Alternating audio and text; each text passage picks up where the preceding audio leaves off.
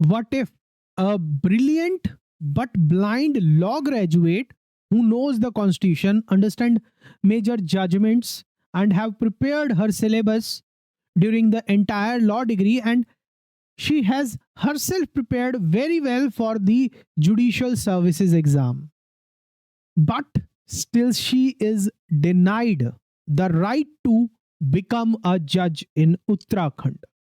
क्या सिर्फ इसलिए कि वो देख नहीं सकती? Yes, this has just happened in Uttarakhand Judicial Services Exam 2025. On 25th July 2025, the Supreme Court of India said just two words to the Uttarakhand Public Service Commission. And you know what are these two words? These two words are very bad on the action of Uttarakhand Public Service Commission. But that was not just it. Court ने Uttarakhand public service commission, registrar general of high court और उसके साथ साथ state social welfare department को notice भेजा है, warning दी है कि नेक्स्ट डेट पर हाजिर हो जाना।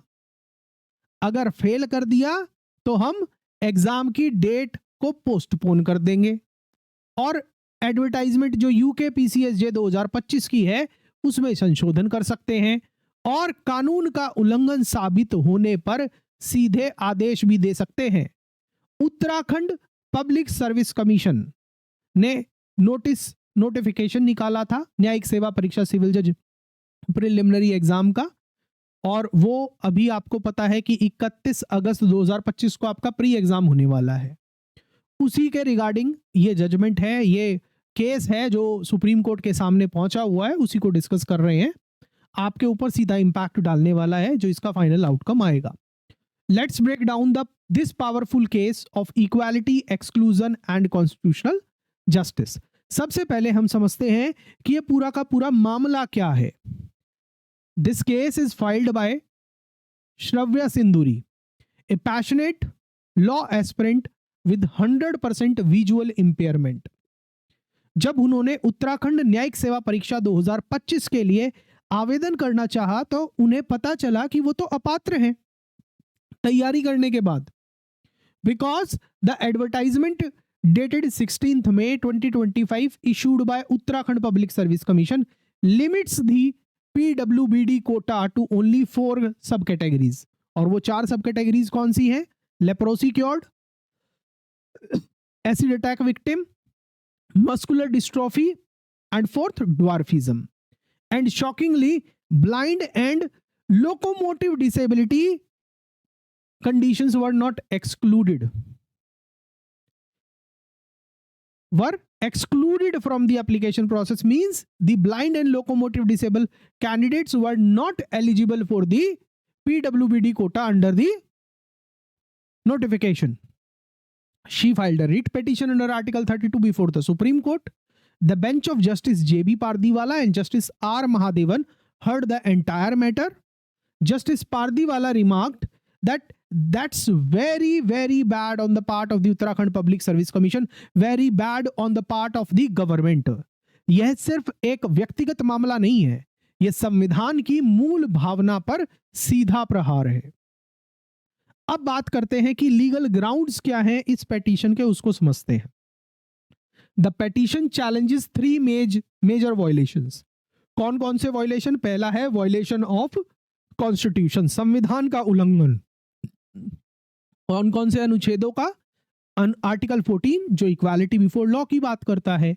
दूसरा आर्टिकल है 19 क्लॉज 1 सब क्लॉज जी जो राइट टू प्रोफेशन की बात करता है, और आर्टिकल 21 जो right to life and dignity की बात करता है।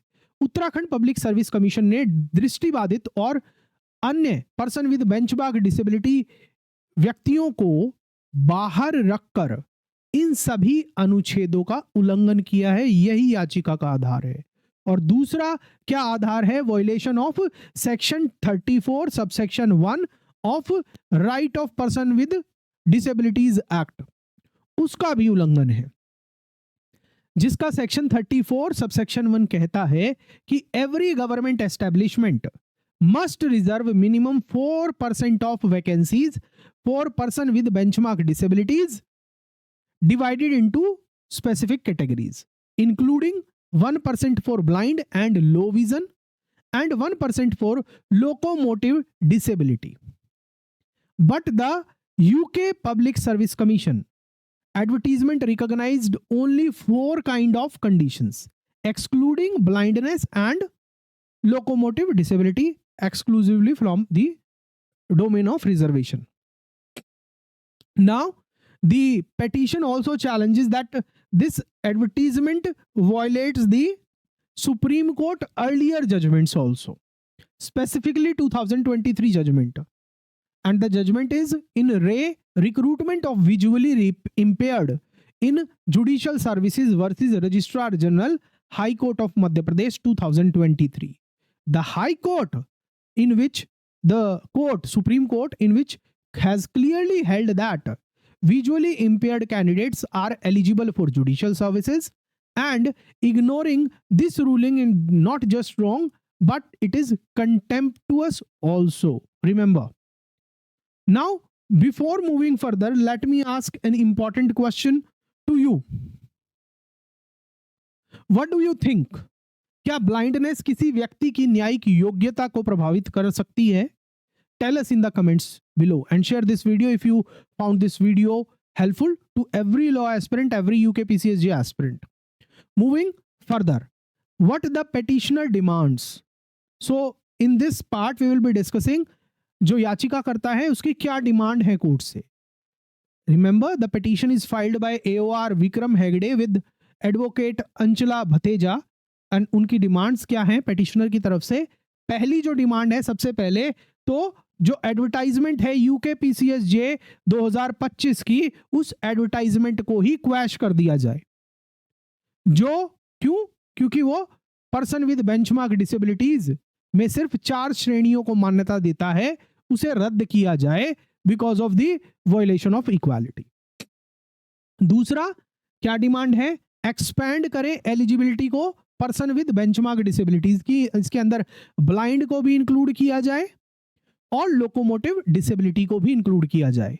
तीसरी डिमांड है जो डोमिसाइल रेस्ट्रिक्शन लगाई गई है पर्सन विद बेंचमार्क डिसेबिलिटी के रेफरेंस में, उसको भी हटा दिया जाए. Person with benchmark disabilities court को सिर्फ उत्तराखंड निवासियों तक सीमित करना, पर्सन विद बेंचमार्क डिसेबिलिटीज कोटे को सिर्फ उत्तराखंड निवासियों तक सीमित रखना संवैधानिक नहीं है, ऐसा याचिकाकर्ता का कहना है. इसके साथ साथ याचिकाकर्ता की यह भी डिमांड है कि जो सुप्रीम कोर्ट का 2023 का फैसला है उसको एनफोर्स कराया जाए. सभी राज्यों को आदेश दिया जाए कि आपको इसका अनुपालन करना है, इंक्लूडिंग उत्तराखंड, अन्यथा कोर्ट को अपना एक कड़ा रुख अपनाना होगा. और पांचवी डिमांड है कि रीआइडेंटिफाई करे suitable post for person with benchmark disabilities. नई तकनीकों जैसे कि स्क्रीन रिकॉर्डर, स्क्राइब, एआई को ध्यान में रखकर पर्सन विद बेंचमार्क डिसेबिलिटीज के लिए पद चिन्हित किए जाएं. अब आगे चलते हैं कि ये केस इतना इंपॉर्टेंट क्यों है, क्यों इतना असेंशियल है. This is not just a question of eligibility, it is a fight for constitutional integrity. ये दिखाता है कि कैसे राज्य आयोग आज भी पूर्वाग्रह और रूढ़िवादिता के आधार पर भेदभाव कर रहे हैं. And when such discrimination happens in judicial recruitment itself, the impact is far reaching. Blind students across the country look up to the legal system, not just for the justice, but for inclusion as well. समावेश के लिए भी देखते हैं. और जो हमारा act है, right of person with disabilities act, was enacted to ensure accessibility, not exclusion. जो 2016 का कानून है ना, दिव्यांगजन अधिनियम, अधिकार अधिनियम, वो समावेशी इच्छा के साथ इनैक्ट किया गया था, ये नहीं कि बाहर निकालने के लिए. अब बात करते हैं कि सुप्रीम कोर्ट ने 25 जुलाई को क्या किया और कहा, और अगली हियरिंग पर सुप्रीम कोर्ट क्या कर सकती है. सुप्रीम कोर्ट ने 25 जुलाई को तो तीनों जो ये रिस्पोंडेंट्स हैं उनको नोटिस दे दिया है कि अगली तारीख को हाजिर हो जाओ. और तीनों रिस्पोंडेंट कौन है इस मामले के अंदर? UK public service commission, registrar general of high court of Uttarakhand और तीसरा secretary department of social welfare. और वार्निंग दी है। क्या वार्निंग दी है कि अगर अगली तारीख को कोई नहीं आया तो सुप्रीम कोर्ट कह रही है कि हम पास कर देंगे order, x Partey order pass कर देंगे। और वो पॉसिबल आउटकम्स क्या हो सकती हैं? Postponement of the preliminary exam on 31 अगस्त 2025। और इसके अंदर जो 10 सम्मन इशू हुए हैं उनके रिटर्न डेट मतलब 15 दिन का टाइम दिया गया है। तो मतलब कोर्ट भी ध्यान में है, कोर्ट को भी पता है कि 31 अगस्त को बच्चों का एग्जाम है, तो उससे पहले हमें कुछ ना कुछ फैसला लेना पड़ेगा। तो 15 दिन के अंदर 10 सम्मन वापस मंगवाए हैं। और दूसरा यह है कि कोर्ट क्या और आदेश पास कर सकती है? एडवर्टाइजमेंट की मॉडिफिकेशन को ऑर्डर कर सकती है, और उसके साथ साथ ब्रॉडर क्या कर सकते हैं? Person with benchmark disabilities inclusion guidelines across state enforce करने का आदेश दे सकती है। लेकिन ये सिर्फ एक केस नहीं है, आप ये भी ध्यान रखिएगा, यह भविष्य की नीति निर्धारण का भी संकेत है। अब बात करते हैं कि ये केस क्यों इतना इंपॉर्टेंट है। ये तो मैंने आपको सारा बता ही दिया है, क्योंकि न्याय में जो न्याय चाह रहा है और जो जज बनना चाह रहा है उसी को न्याय नहीं मिल रहा है, ये उसकी पुकार है। तो सपोर्ट करना चाहिए सभी को। अंत में अपने कंक्लूजन की तरफ चलते हैं, और बहुत पावरफुल थॉट्स आपके साथ शेयर करना चाहूंगा इस कंक्लूजन के अंदर। ध्यान दीजिएगा कि एक सिस्टम जो डिनाय करता है opportunity to the most deserving and most eligible candidate, not for the lack of merit, not for the lack of eligibility, but for the lack of vision, is failing the constitution itself. Blindness is a disability, but exclusion is injustice. Remember, blindness एक disability हो सकती है, मगर आप exam में ही ना बैठने दो, भर्ती प्रक्रिया में हिस्सा ही ना लेने दो, जो आप ये बाहर निकाल रहे हो ये अन्याय है, कोरा का कोरा। दिस केस का नाम है Shravya Sindhuri versus UKPSC and others. Turning point हो सकता है इस सारे सिनेरियो के अंदर। It forces the judiciary to ask, can a system that is blind to inclusion truly be called just? With this जो ये हमारा सेशन है ये पूरा होता है। ये डिसीजन अभी फाइनली आया नहीं है, अगली तारीख पर देखना होगा कि हाँ, अब आज हम जब आपसे बात कर रहे हैं तो आज 8-9 अगस्त की तारीख है। दोबारा से नई डेट फिर हियरिंग इस मैटर पर होने वाली है। देखते हैं कि क्या फाइनल डिसीजन आता है। पिछली 25 तारीख को तो सुप्रीम कोर्ट ने बहुत ही सख्त टिप्पणी कर दी थी, उसका इंतजार सभी को रहेगा। हमारे पास आएगा तो हम आपके पास तुरंत के तुरंत इस मैटर पर अपडेट शेयर करेंगे।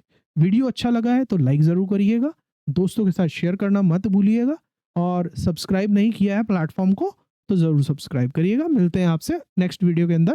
Thank you, God bless you and all the best for your preparation. Thank you.